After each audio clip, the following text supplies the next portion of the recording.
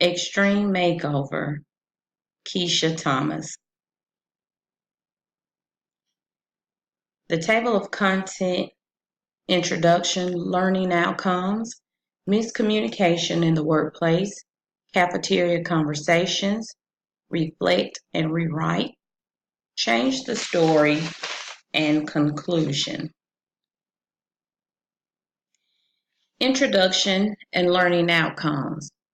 Hopefully this presentation will assist the audience in demonstrating ways to improving their communication skills, how to establish innovative ways to ensure utilization of your organization's core values, and also to demonstrate being an active listener.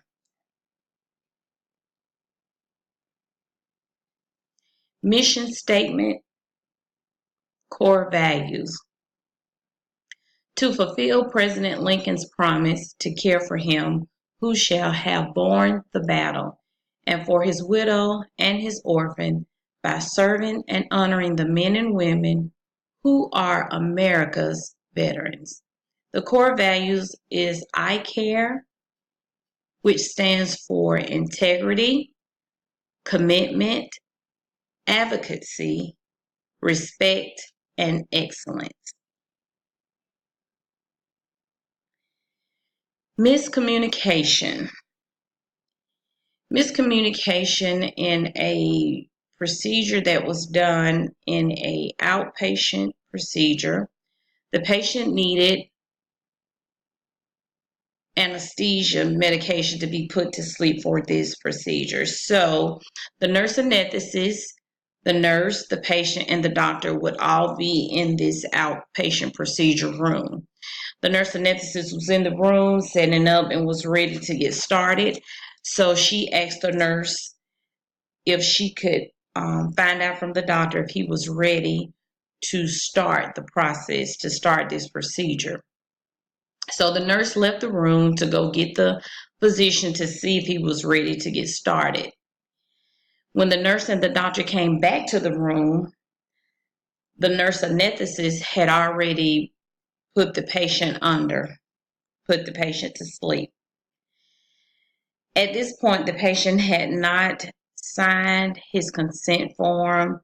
The doctor did not get a chance to talk about the risk and the benefits of having anesthesia, putting the patient to sleep, and of the procedure. No timeout was done. The miscommunication occurred when the nurse did not let the nurse anesthetist know that the patient had not completed a consent form, and that instead of leaving the patient in the room with the nurse anesthetist or just communicating, giving eye-to-eye contact, letting them know, I will go ask the doctor if he's ready to start the procedure, but please do not give this patient any medicine.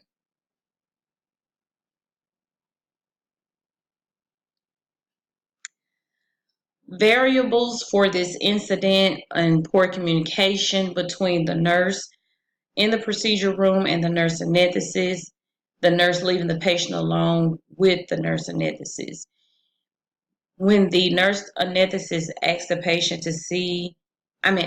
nurse to see if the doctor was ready to start the procedure, the nurse should have repeated what the nurse anesthetist asked her and then stated to her that I will call and see if he's ready. But again, this patient has not signed a consent form, and there are other things we need to do and get done before the patient is put to sleep.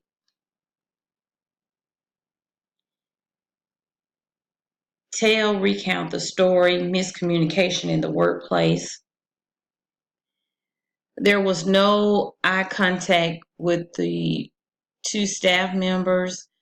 The nurse should have asked questions to ensure understanding about patient's sedation. The nurse should have informed the nurse anesthetist that the patient had not signed a consent form and that things are done differently in an outpatient procedure room versus being in the OR. Usually in the OR, the patient can be put to sleep, and someone in the OR can give the patient's full name, full social security number, and what procedure that they're having done in the OR. But in an outpatient setting, the patient is to state their own name, state their full social security, and let everyone that's working in that procedure room know what they're having done. Cafeteria conversations. Most staff, when they're at lunch, they're talking about being overworked and overwhelmed, complaining about the workload, not feeling appreciated in their department, and that makes the morale low in your department. You also have negative conversations about other staff members in the department. A negative culture is not a healthy place in our workplace. In our culture, we want it to be very positive, so everyone will feel good about what they're doing, and then they would do their best. Specific concepts. Organization is conversation.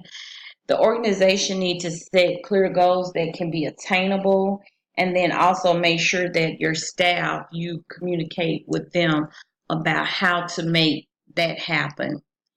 In relating with people, you have to have a respectful tone with your staff members and also the patients that you take care of. Patterns of meaning.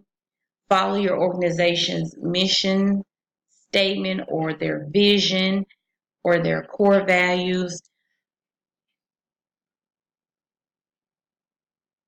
Ways of talking and listening.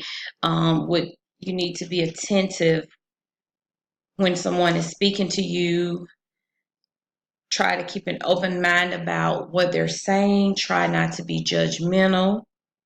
Innovation is creating new solutions with patients and your staff.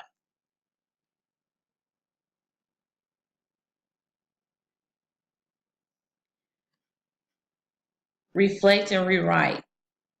At work, active listening can help with fewer errors, and you won't waste a lot of time. Genuine listening helps build great relationships with your staff, your patients.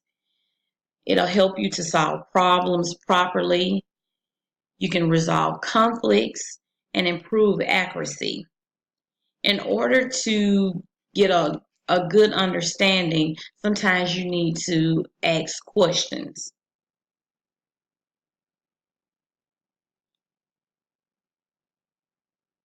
Reflect and rewrite. In this situation, the nurse should have made eye contact when she was speaking with the nurse anesthetist about if they were ready to start the procedure. She could have told the nurse anesthetist, hey, the patient hasn't signed a consent. I will go and see if the doctor is ready. Or the nurse could have not left the patient and just let them know, hey, I'm going to give them a call. Just make sure you don't give them any medicine to put them to sleep, so that they could be informed about what needed to be done before the patient was put to sleep. So now what is being done in the outpatient procedure room is that the patient has to sign their consent form first.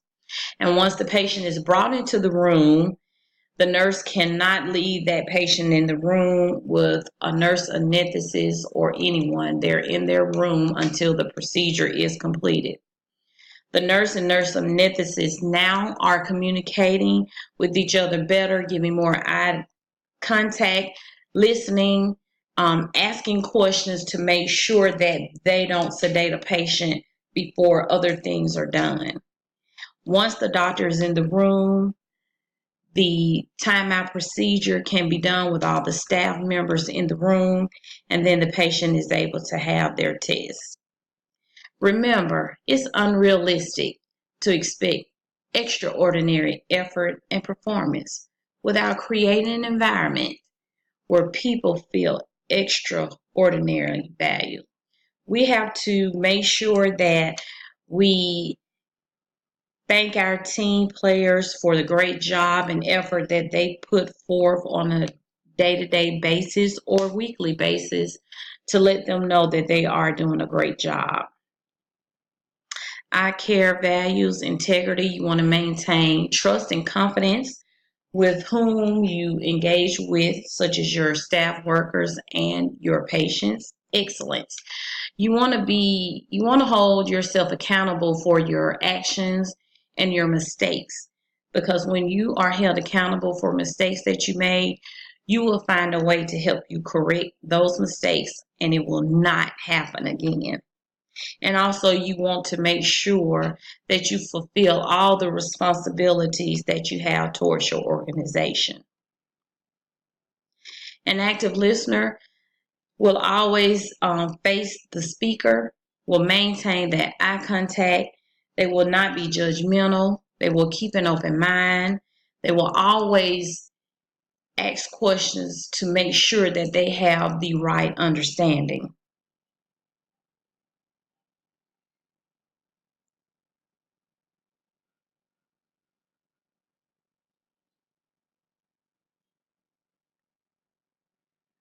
Ways to improve communication is you need to listen, nonverbal communication, confidence, and respect.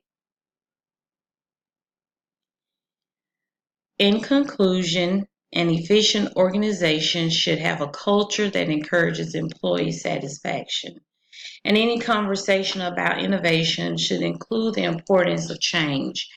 In order to build a great organization, there will have to be some changes. You will need to keep an open mind. We need to listen, write things down to get a clear understanding.